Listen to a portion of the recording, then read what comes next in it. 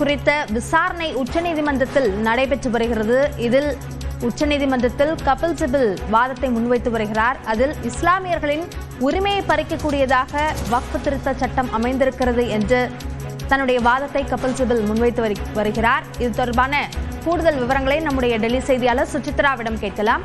சுசித்ரா, இந்த வக்ஃப் திருத்த சட்டத்திற்கு எதிரான மனுவுக்கு வாதாடி வரும் கபில் சிபல் முக்கியமான பல்வேறு வாதங்களை முன்வைத்து வருகிறார். அது என்னென்ன என்ற விவரங்களை பதிவு செய்யுங்கள்.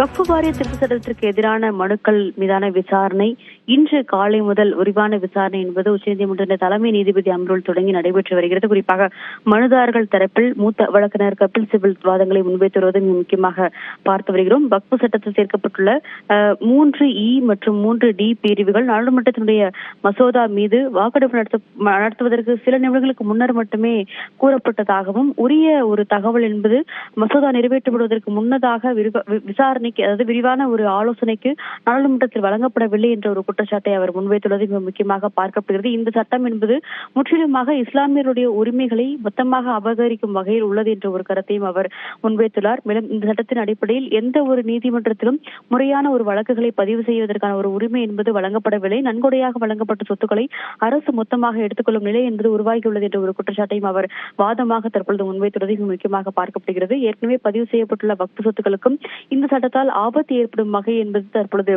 நிலையானது ஏற்பட்டுள்ளது என்ற ஒரு கருத்தையும் அவர் தற்பொழுது வாதமாக முன்வைத்து வருகிறார்.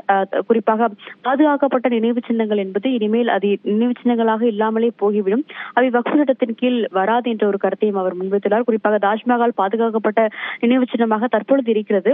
இந்த சட்டம் என்பது அதனை பின்னோக்கி அழைத்து சென்று அதனுடைய வக்ஃப் தன்மையை இலக்கு செய்வதற்கான ஒரு முயற்சியை ஈடுபடுத்தப்பட்டு வருகிறது என்ற ஒரு கருத்தையும் அவர் இன்றைய வாதத்தின் பொழுது முன்வைத்துள்ளார். வக்ஃப் சட்டத்தால் தாஜ்மஹால் கூட கைவிட்டு போகும் நிலை என்பது தற்பொழுது ஏற்பட்டுள்ளதாக ஒரு கருத்தையும் அவர் இன்றைய வாதத்தின் பொழுது முன்வைத்துள்ளதையும் பார்க்கிறோம். இதற்கு அடுத்தபடியாக மத்திய அரசுடைய பதில் வாதங்கள் நடைபெறும் என்றும் எதிர்பார்க்கப்படுகிறது. விரிவான விசாரணை என்பது இன்று காலை தொடங்கியிருக்கும் நிலையில் மொத்தம் 4 மணி நேரங்கள் இன்றைய விசாரணை என்பது முழுமையாக நீடிக்கும் என்ற ஒரு தகவலையும் வழக்கறிஞர்கள் தரப்பு என்பது தற்பொழுது தெரிவித்துள்ளது.